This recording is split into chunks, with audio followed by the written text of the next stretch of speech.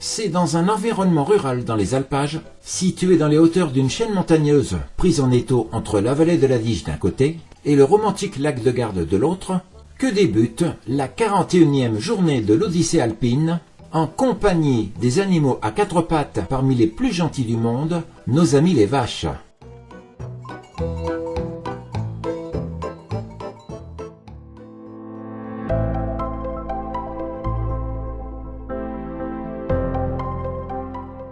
Nous sommes ici dans la province de Vérone, en région vénitienne, sur les pentes du Monte Baldo, un massif alpin aux lignes rustiques, dont le regard s'ouvre sur la rive orientale en surplomb du lac de Garde. Au pied de la chaîne du mont Baldo et au rythme discret des saisons, s'égrènent les maisons du petit village de Ferrera dans un cadre rural charmant et luxuriant. Cette pincée de maisons idylliques pour les amoureux de nature et de randonnée déploie autour d'elle des paysages spectaculaires, une flore diversifiée, peuplée d'une multitude de papillons et d'oiseaux, au point que la région est surnommée le jardin botanique de l'Europe. La singulière église du village se distingue de loin, telle une touche de rouge dans la verdure démesurée du paysage, bien établie sur son piédestal, qui s'intègre harmonieusement à un relief accidenté, parcouru de routes aux fortes pentes, ce qui en fait une particularité nationale et la réputation du pays.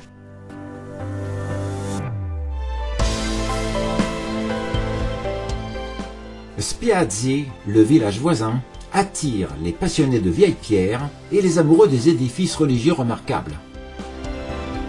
Son atmosphère paisible est la porte d'entrée d'un sanctuaire qui sort du lot parmi les plus spectaculaires d'Italie. Le village coloré respire l'authenticité rurale et une sérénité profonde posée au cœur de l'immensité des horizons post-glaciaires. Perché à flanc de montagne, Spiazzi s'ouvre à l'ouest sur les crêtes du Monte Baldo et à l'est sur l'immense vallée de la Diges où les horizons s'étirent à l'infini.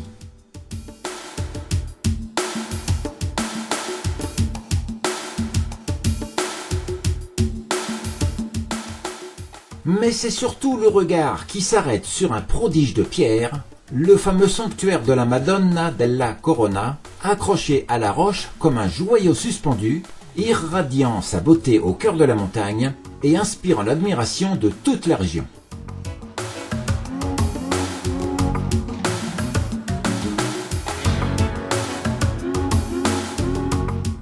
C'est un spectacle permanent aux clichés saisissants. On pourrait dire au sens figuré que cette basilique flotte dans le vide tout en s'agrippant à la falaise. Ce sanctuaire est une véritable prouesse d'ingénierie, car perché sur la pic vertigineuse de la falaise, il repose sur une ridicule terrasse naturelle, saisie par les bâtisseurs de l'époque comme une audacieuse aubaine. Le côté droit de l'édifice s'adosse directement à la paroi, faisant de ce lieu un monument rupestre unique où la bravoure et la démesure se rencontrent dans une harmonie fascinante. L'exploration par les airs de cet édifice hors norme est une plongée en apnée dans les abysses de l'histoire. Les origines de son implantation sont médiévales, puisque dès le Haut Moyen-Âge, autour de l'an 1000, des ermites venus de l'abbaye San Zeno à Vérone, en quête d'isolement, ont dégoté ce lieu de silence et de méditation dans les replis escarpés du Monte Baldo. C'était l'étymologie inspiratrice des bâtisseurs pionniers à l'origine du sanctuaire, sans nul doute inspirée par l'immensité du canyon. Au XIIIe siècle, ces ermites bâtissent un monastère et une petite chapelle dédiée à Marie, installée sur cette étroite corniche rocheuse, accessible seulement par un sentier abrupt et périlleux, taillé dans la pierre. C'était en ce temps-là la promesse aux pèlerins prêts à braver le prix de l'effort pour approcher le divin. En 1458, un pont en bois est aménagé dans la vallée pour faciliter l'accès. Puis à la période 1490-1521, sur les fondations de l'ancienne chapelle, une nouvelle église élargie est érigée d'environ 18 mètres sur 7 par souci de capacité. Selon une pieuse légende, le sanctuaire aurait vu le jour en 1522, l'année où une statue de la Pietà, que l'on disait miraculeusement portée par des anges depuis l'île de Rhodes, aurait été découverte en ce lieu escarpé. Cette apparition inspira la dévotion aux fidèles pour édifier une chapelle au même endroit. Puis deux grands escaliers sont taillés dans la roche au XVIe siècle, l'un de 556 marches descendant vers la source de Spiazzi et un autre plus étroit de 234 marches montant vers le sanctuaire. C'est à cette époque que le lieu acquit progressivement son aura de sanctuaire au pèlerinage, attirant des fidèles venus affronter le chemin pentu pour se recueillir dans ce lieu hors du commun. En 1625, un nouveau chapitre s'ouvre avec l'édification d'une église plus vaste, élevée au-dessus de l'ancienne, désormais abritée sous le presbytère du nouvel édifice. L'ancienne église a de ce fait pris la vocation d'un presbytère. Les travaux dureront jusqu'en 1685.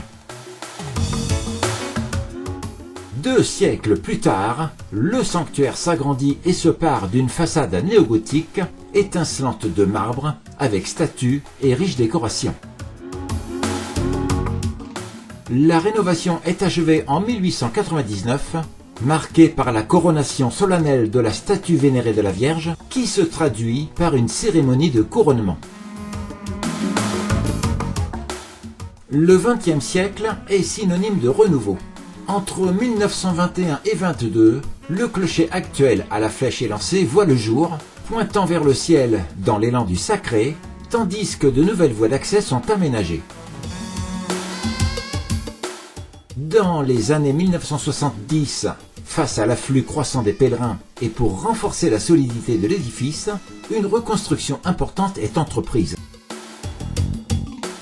On y préserve les plus précieux éléments tout en élargissant la structure. Cette intervention menée entre 1975 et 1978 apporte un aspect moderne au sanctuaire tout en respectant sa vocation spirituelle. En guise de reconnaissance au regard du pèlerinage constant, le sanctuaire reçoit en 1982 le titre honorifique de basilique mineure. Puis, le 17 avril 1988, le pape Jean-Paul II vint honorer le sanctuaire de sa présence, s'inclinant en prière devant la statue de la Madonna. Ce geste sacré a d'autant plus renforcé la réputation de ce haut lieu de pèlerinage en Italie.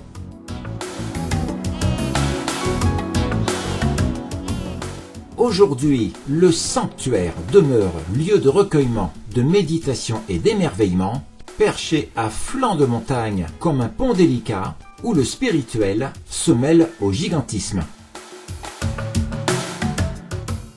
Le seul chemin d'accès descendant au sanctuaire s'élance depuis le parking de l'hôtel Aurora comme une invitation à quitter le quotidien pour rejoindre un coin de paradis.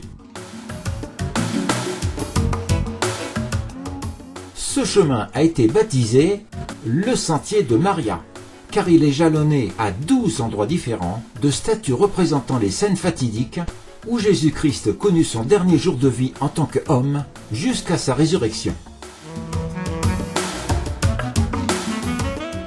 C'est aussi le point de départ idéal pour s'abandonner à la nature environnante par des sentiers sinueux avant de découvrir de spectaculaires panoramas sur les vallées profondes et le lac voisin.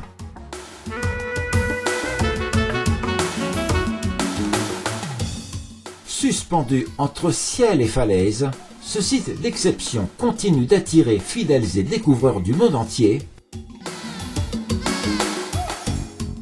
Il continue de fasciner par l'étrangeté d'un édifice insolite qui s'inscrit avec insolence dans une vision de beauté et d'originalité, à l'image même de la montagne vénérée qui l'abrite.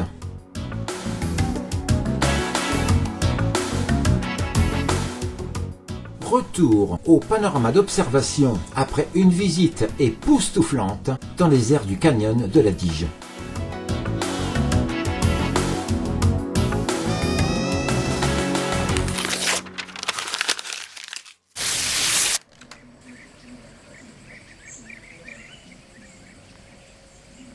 Au bord de la falaise, la peintre est en admiration.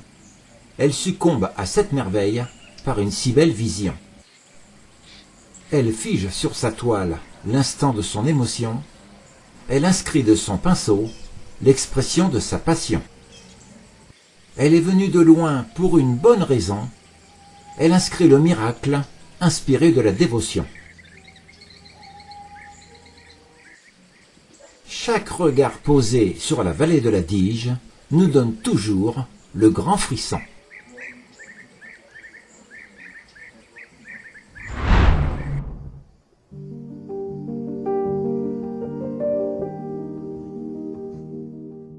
Sur le sentier de Maria, chaque étape nous raconte chaque épreuve vécue et subie au chemin de croix de Jésus-Christ, le chemin de Golgotha.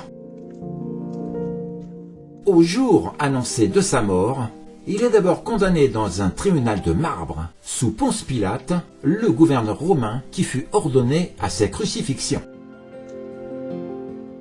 Après l'abominable épreuve des coups de fouet dans le dos par les Romains et une couronne d'épines posée blessant sa tête, Jésus est chargé d'une croix en bois pesant presque son poids et si lourde qu'il porte symboliquement le monde sur ses épaules, alors que pourtant il continue à cet instant d'aimer l'humanité malgré tant d'exactions.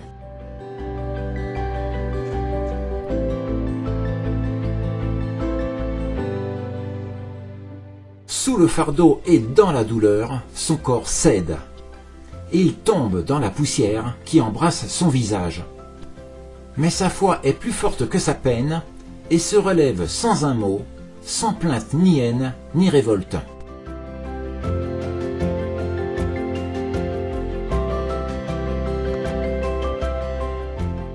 Après avoir croisé le regard de sa mère Marie, pétrifiée elle-même d'une telle sauvagerie, Jésus croule une seconde fois sous le poids de sa croix et d'une souffrance sans nom. Mais à bout de force, il parvient et peine à se relever. Devant cette scène si atroce, les femmes ont mal pour lui, les larmes aux yeux. Jésus leur dit « Ne pleurez pas sur moi, mais pleurez sur l'homme qui oublie d'aimer. » Alors que tout semble fini, Jésus s'écroule une troisième fois, comme si la mort l'avait saisi. Mais dans cette ambiance surréaliste, parmi une liesse de haine et de folie, un dernier sursaut d'une résilience exemplaire lui permet de se relever avec cette croix de plomb, car jamais l'amour ne renonce. Le délire des tortionnaires monte en gamme. On le déshabille jusqu'à la dernière dignité. Dénudé devant tout le monde, il offre à la meute sa dernière miette de vie. À l'issue d'une folie aveugle et sans limite, Jésus est cloué sur la croix par deux criminels de chaque côté. La foule se moque, il est provoqué. S'il est le Fils de Dieu, qu'il descende de la croix. Mais malgré la souffrance extrême, Jésus pardonne et dit « Père, pardonne-leur, ils ne savent pas ce qu'ils font. » En pleine gloire de son nom, il rend l'âme quelques instants plus tard. C'est la dernière seconde de l'homme le plus vertueux, mais de sa mort germe déjà la vie. Le corps repose maintenant dans les bras de sa mère, et la douleur est immense.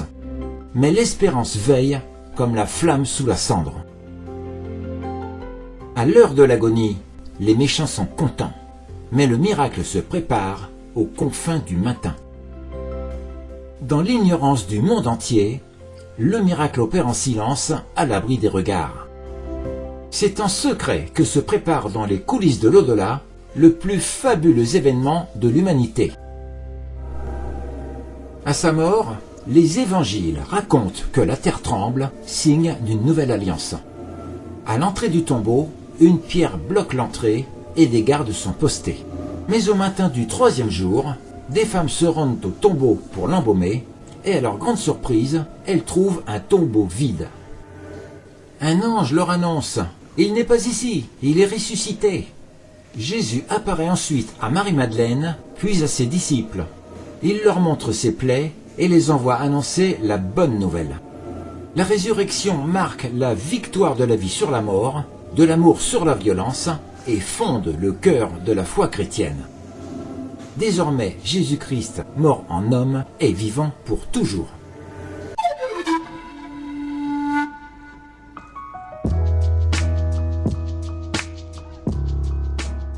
Depuis le sommet de la falaise, le sentier de Maria invite à une descente de 60 mètres en dénivelé, menant vers le point le plus bas, dans une parenthèse de plénitude parmi cette source d'inspiration.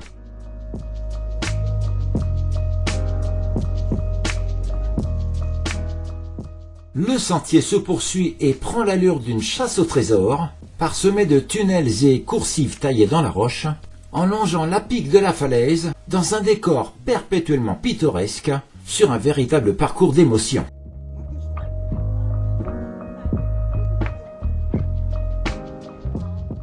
C'est une réjouissance de chaque instant avant même d'arriver au sanctuaire, où l'on se réjouit des yeux par l'excellence du paysage, d'un paysage captivant où la falaise, elle était de nos pas et la partenaire de notre visite.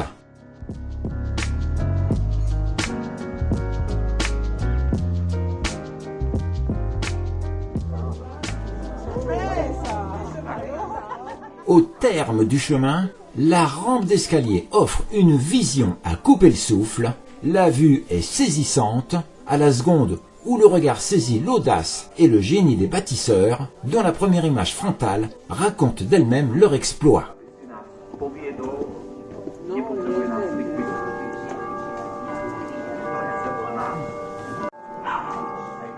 Le romantique carillonnage transforme l'air par une douce mélodie en parfaite osmose avec ce cadre idyllique.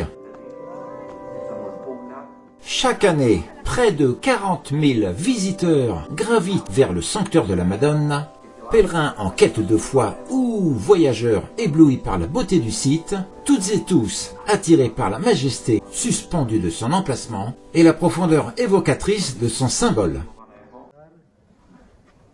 Arrivé sur le parvis, la falaise impose sa grandeur et semble engloutir le sanctuaire, si petit à son pied, que l'on ressent une sensation de cannibalisme où la majesté s'empare du regard.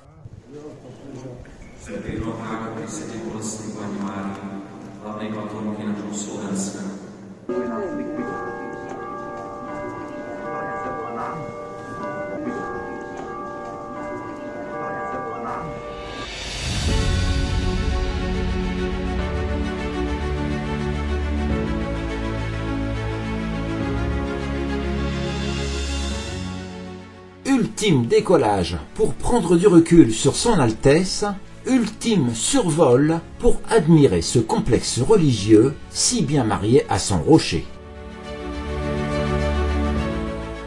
À 774 mètres d'altitude au-dessus du niveau de la mer, le sanctuaire de l'audace nous donne en opulence une vision insolente de beauté et d'originalité.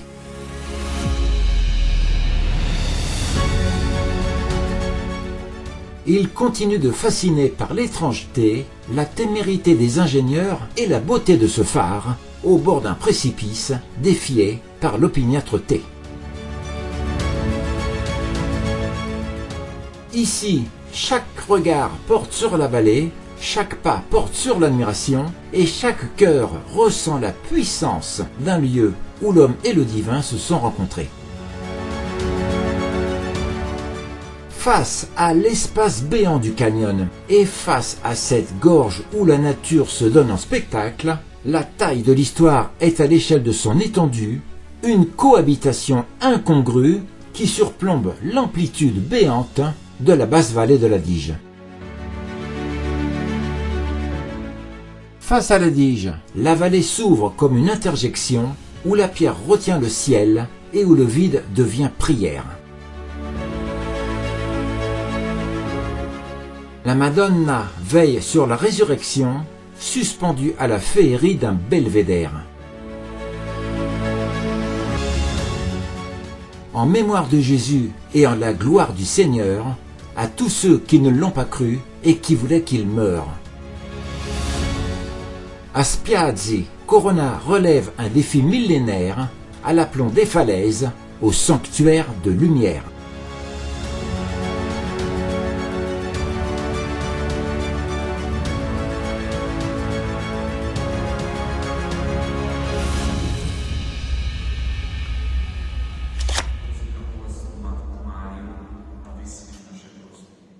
L'intérieur du sanctuaire se tient dans la retenue et le sacré, dans une ambiance sobre et mystique portée par une force spirituelle silencieuse qui parle sans mots et inspire au recueillement. Sur un côté, la pierre domine dans la verticalité, prolongeant la falaise jusque dans l'espace sacré où elle contribue à un silence feutré. C'est une vision singulière de l'édifice dont le flanc gauche se fait rupestre, en intime communion avec la montagne, donnant l'illusion d'une roche jaillissante dans le bâti du lieu. L'ornementation est mesurée, presque retenue, laissant la lumière et le vide communier avec la foi, et où la paroi nous murmure à l'oreille le labeur des fondateurs.